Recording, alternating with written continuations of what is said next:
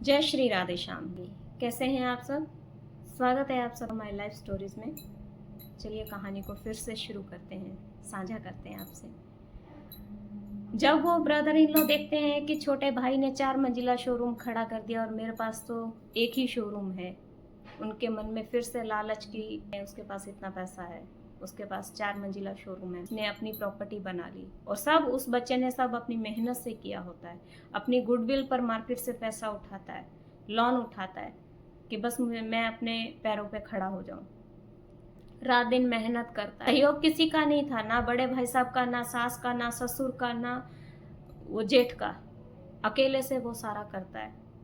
जेठ के मन में जब लालच उत्पन्न होता है, फिर से वो अपने पिता को थ्रेट करना शुरू करता है और पिता को हर दिन उस भाई के पास भेजता है, छोटे भाई के पास, कि आज मुझे 20,000 चाहिए, आज मुझे 40,000 चाहिए। आज पिता मजबूर, वो उनको थ्रेट करने का तरीका ऐसा होता है कि पिता मजबूरन अपने बेटे के पास जाते हैं और रोजाना उनसे डिमांड करते हैं कि वो कमा कर तुझे वापस देगा, कमाएगा फिर वापस देगा। आज उस सच्चाई को धुंधला कर दिया गया है, पर इस बच्ची ने हिम्मत दिखा के हर सच्चाई की जड़ तक जाकर सबूतों को इकट्ठा किया है, तभी इतनी हिम्मत हो पाई है उसकी यूट्यूब पर आकर ये कहानी साझा करने की।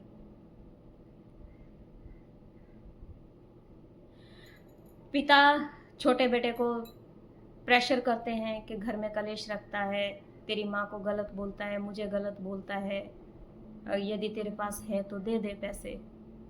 सिर्फ पिता की भावनाओं को ख्याल में रखते हुए छोटे बेटे को लगता है मेरे पिता अपमानित ना हो, मेरे पिता की आंख से आंसू ना आए। ये भावना रखते हुए छोटा बेटा पिता को जितनी डिमांड करते थे उतना पैसा दे दिया करता था। उसके बीच में एक और हादसा होता है। जो बच्ची गांव में रहती है दादी सास के पास, उस बच्ची के लिए एक घर देखते हैं कि अब बिजनेस सेटल है, अब पत्नी को ले आते हैं गांव से, पत्नी को गांव से लेकर आते हैं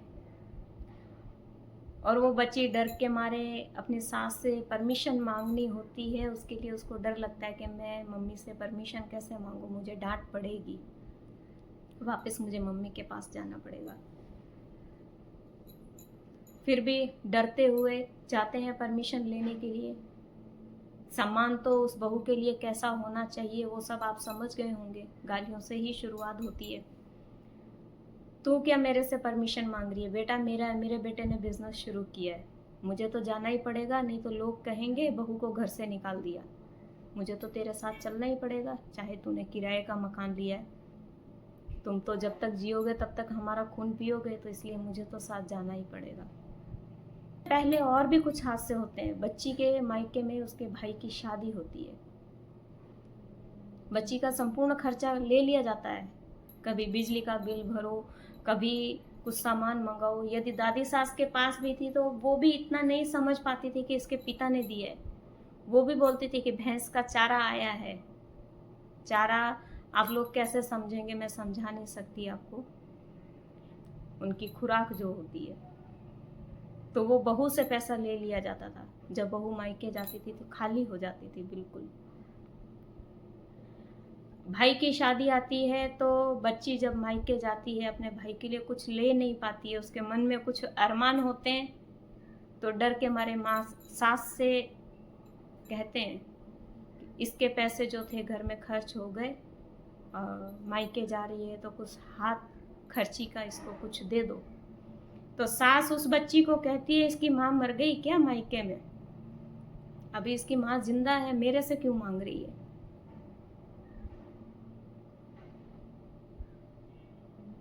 बच्ची चुप हो जाती है, खाली हाथ रवाना हो जाती है अपने मायके के लिए। दूसरे भाई की शादी आती है, यही सिचुएशन वापस दोहराई जाती है। वहीं जो जेठानी गांव में रहती है, इसके भाई की शादी आती है।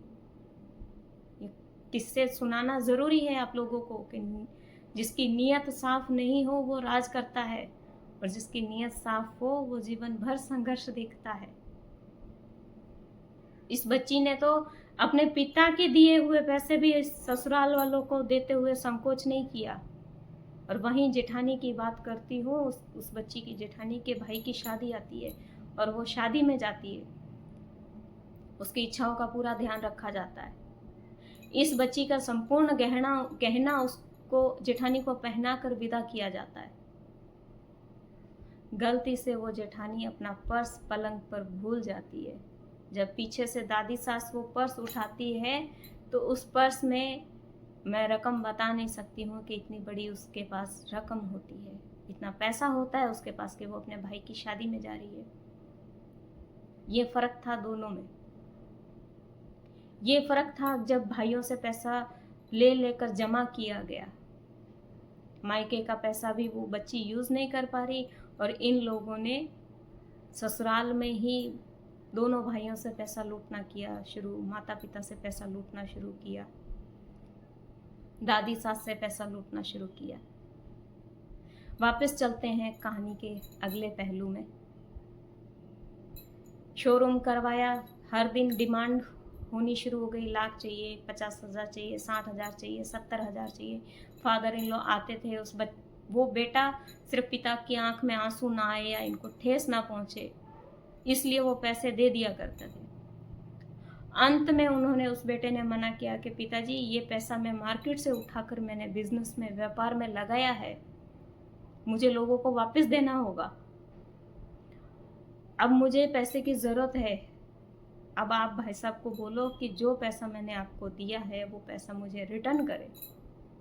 आपने कहा था कि ये कमा कर तुझे वापस देगा।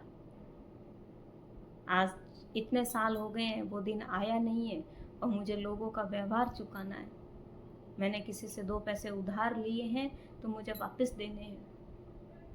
पर उस जेठ की सोच में क्या था कि मार्केट में गुडविल इसकी चल रही है, इसी को बदनाम कर दो। वो अपने बच्चों के नाम पे सेविंग करने लगता है। उस भाई का पैसा बाजार से उठाकर अपने बच्चों के नाम की सेविंग करना शुरू कर देता है। हर चीज़ का प्रूफ बता रही हूँ, हर बार मैं बिल्कुल निर्भय होकर कह रही हूँ, हर चीज़ का प्रूफ है। वहीं छोटे छोटे किस्से होते हैं जो बीच में याद आ जाते हैं। बिजनेस से पहले पिता अपने तीनों बच्चों के नाम की जीवन श्री की वो पॉलिसी हुआ करती थी, कुछ जीवन बीमा कुछ ऐसा कुछ हुआ करता था। सबसे छोटे बेटे की मैच्योर हो जाती है पॉलिसी, तो यही जेठ जो अपने भाई के ऊपर हाथ उठाया करता था, ये चुपचाप से उन पैसों को उठाता है और अपनी वाइफ के कानों के झुमके बनवा देता है। छोटे भाई को पता नहीं चलता है, माता पिता को पता नहीं चलता। उस पॉलिसी के पैसों से वो अपनी वाइफ के झुमके बना देता है। इसमें सहयोग बड़े वाला भाई करता है कि कोई बात नहीं, गरीब परिवार की बच्ची है। वापस कहानी के अगले पहलू में आते हैं। पैसे के लिए बच्चे को बार बार बोला जाता है तो बच्चा मना कर देता है कि पापा मुझे बाजार का व्यवहार चुकाना है, अब मुझे पैसे की आवश्यकता है। आप भाई साहब को बोले कि मुझे ये पैसा वापस दे। पिता को पहली बात तो टेंशन आ जाती है कि इसने 70,000 मांगा है, अब मैं खाली हाथ जाऊंगा तो वो घर में कलेश करेगा। फिर भी हिम्मत जुटाते हैं और उस बेटे को बोलते हैं कि उसको बाजार का पैसा वापस देना है, जो तूने पैसा लिया अब उसको वापस दे दे। तो बेटा बोलता है कि बाप और बेटे सड़क पर जाकर भीख मांगो, मेरे पास कोई पैसा नहीं है। इतना सा कह देने पर पिता को टेंशन हो जाती है, अब मैं छोटे बेटे को क्या जवाब दूंगा। मैंने पहले उसके जीवन में इतना संघर्ष खड़ा कर दिया, अब फिर से मैंने उसको कर्जे में डुबा दिया। मेरे कहने से उस बेटे ने इस भाई को इतना पैसा दिया और आज ये कह रहा है कि सड़क पर बाप और बेटा बैठकर भीख मांगो। अगली कहानी मैं अगली वीडियो में साझा करूंगी, आगे की कहानी। तब तक के लिए जय श्री राधे श्याम, जय माता की।